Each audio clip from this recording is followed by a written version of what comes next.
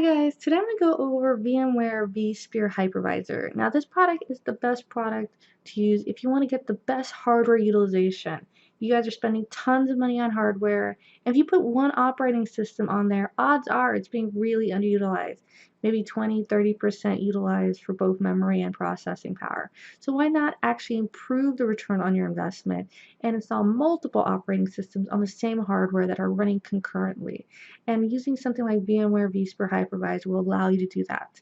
So I'm going to go over how to set up the VMware vSphere Hypervisor, and then I have a part 2 of the video, which is connecting with the clients, the different web interface clients, and the Windows client, and start creating your virtual machines. So that'll be part 2. I'll put a video around here, a link here, and go ahead and watch that after this one. So just follow these easy step-by-step instructions, and I'll show you how easy it is to get started using VMware vSphere Hypervisor. The first thing we're going to do is go to the VMware website. VMware has a wide range of software packages. The Hypervisor is probably the most popular product they put out. So if you click on products, you can take a look at all the different products they have. But if you notice, vSphere is the first product listed.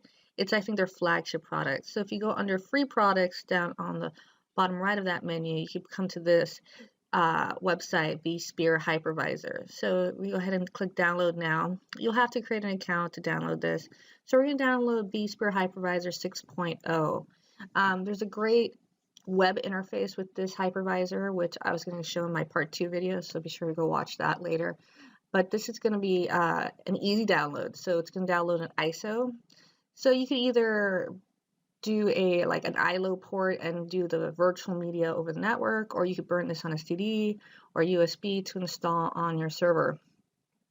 If you want to test it out, you can install it on Oracle VirtualBox, but you have to make sure you give it enough memory and make sure you have hardware virtualization enabled on your laptop. And if you're doing the same thing on like a workstation or a server, again, they have to have hardware virtualization enabled in the BIOS. So we're going to go ahead and do a manual download of our VMware vSphere hypervisor. So this is an ISO image. We're also going to download the VMware vSphere client, and we're going to use that on a Windows platform. So this is how we're going to connect to it. vSphere hypervisor is just a command line, like tab delimited kind of command line interface. So we're going to boot off our ISO here. So we have our boot menu. So of course, like any Linux distribution, it's going to have boot from local disk or the installer.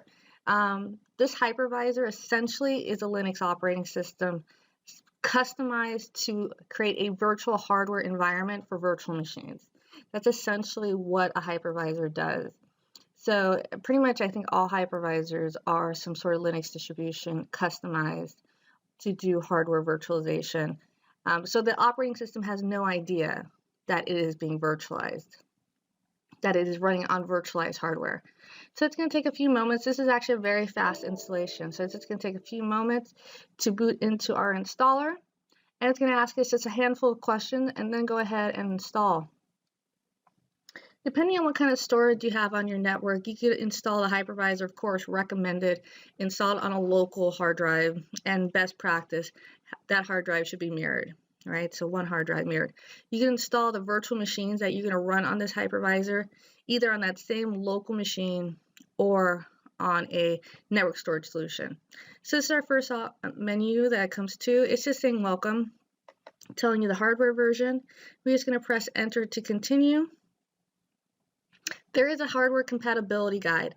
So if you're running this in a production environment, it would be beneficial if you took a look at that hardware compatibility guide, because you don't want to have any hardware failure due to incompatibility with the hypervisor. Now we're going to accept the licensing, and it's going to scan for devices including storage. The system I'm using for this demo only has a single hard drive, so the recommended configuration would be to mirror 2 local hard drives to each other for some fault tolerance. If you have some kind of SAN solution with LUNs being presented to this server, then you can install the hypervisor on a remote storage solution. Would I recommend that? Probably not, but I've seen this done, and I've seen people also install it on a bootable USB. So, it's whatever you really can afford and configure. Next, you're going to go ahead and select your keyboard layout. I'm going to choose US default, but there's a few other options there you can take a look at. Now we're going to type in our root password. So we use this root password to either log into the local console for some limited configuration options and troubleshooting, or the web interface or the Windows client interface, which is in the second video. But after that, it's going to scan the final configuration in your hardware. It's going to show you a warning message. If you're using a server class system, you won't be presented with this warning message, but since I'm using a small test environment, it's going to present. The final option is to confirm your installation by pressing F11 and just displaying the hard drive and the version number of the ESXi hypervisor we're going to install. So F11 to continue. The installation is fairly fast. It should just take a few minutes to install. Once it's done, it's going to reboot, and on reboot, we can do some basic configurations. The main thing to check is, of course, the IP address. We're going to give it a static IP address, and I'll walk you through that in a second. So once it's done, you can hit enter to restart your machine. The restart is relatively fast. It just should take a few moments to restart. It's loading the Linux kernel and all the Linux modules it needs to run its virtualized environment. So once it's done, you're going to be presented with a console. This console has limited options. You hit mostly the function key. There is no mouse usage on this screen. So you press F2 and it'll bring us to the root password. So you authenticate, you press F2 again, it'll bring you back to the configuration menu here. There's a number of different configurations. You can restart the machine here. You can do some troubleshooting, you view logs. The main thing after configuring is going in and setting your IP address, either for IPv4 or IPv6. Both options are here. I'm going to do IPv4. By default, it would want to go try DHCP, but if you go back in, we set static IPv4 and set a static IP address. This is what I would recommend, is to set a static IP address. I wouldn't go off DHCP for this. So once you do that, it's going to prompt you to restart network devices. So once it restarts a network device, your hypervisor will now have the new management port. So this is you configuring your management port to your hypervisor. This is how you're going to connect to it to create your virtual machines. Some of the other configuration options in here include configuring your DNS, going into the logs, configuring your keyboard settings, enable some of the troubleshooting modes.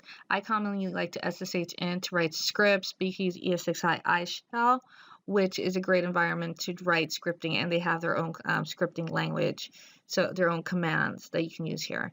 There's a large number of logs you can look at. So for troubleshooting, I've used this in the past mainly when I have networking issues with a network card.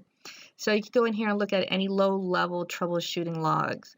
So you can view this. Some of this stuff you can also view through the Windows client and the web interface. But for whatever reason, your management port is down and you cannot access remotely using one of the management tools, then this is where you come and take a look. So next we're going to open up a browser. And we're going to go to our IP address for our hypervisor. Notice it's HTTPS and the IP address. You'll get a certificate error message because it's a self-signed certificate. Now, there's two options here with ESXi version 6, and that is download the vSphere client for Windows or open the VMware host client. So that's the web interface. So go ahead and watch my next video and I'll show you guys how to start using both of these and to create virtual machines and start doing your OS installations. Thanks for watching, guys. I hope this was helpful. Give it a thumbs up if you use a hypervisor in your environment. Otherwise, I'll see you guys next time. Bye.